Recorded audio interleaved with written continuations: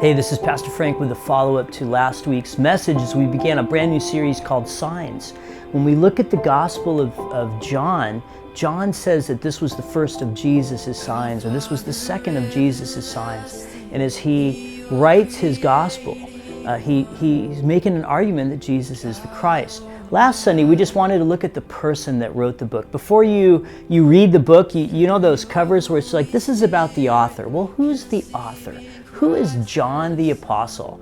And so last Sunday, we had the opportunity just to meet John. And hopefully someday when you're in heaven and you look over and they'll say, there's John the Apostle, you'll be able to say, I know that guy, because I remember Pastor Frank's sermon when he just kind of unpackaged who is John the Apostle. John is a young man who was in a fishing business on the Sea of Galilee. And yet he had a restlessness in him apparently to where he left his family business to go to become a follower of John the Baptist and one of the first followers of Jesus.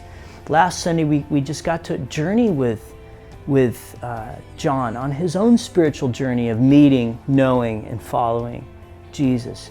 And what's so beautiful about John is when you see him at the end of his life, early in his life he was a very ambitious young man. He wanted to sit at the right and the left hand of Jesus. He was the sons of thunder, let's call down fire. And yet, Jesus pruned him to where he could, when he writes his gospel, he never even puts his name in. He says, my name's not important. All I'm known as is the disciple whom Jesus loved. He increases, I must decrease. John's awesome. He's a person who, when I look at him, I just see a person that's been completely refined and a person who finds his total identity in Jesus. What a journey for you and I. This next week, we're going to look at the first miracle, the first of Jesus' signs. And John was there, probably one of the very first apostles, disciples that actually got to witness Jesus turning the water into wine. So we're going to have a fun with that one next week. First of Jesus' signs. If you want to read ahead in the Gospel of John, read John 1, John 2, have some fun with it, and it's going to be good. So Woodbridge, it's good to be back, man. It's good to be back from the land of Jesus.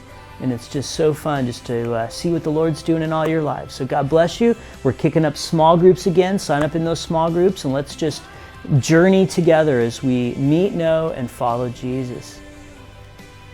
God bless you, Woodbridge. We'll see you next Sunday. Take care. Bye-bye.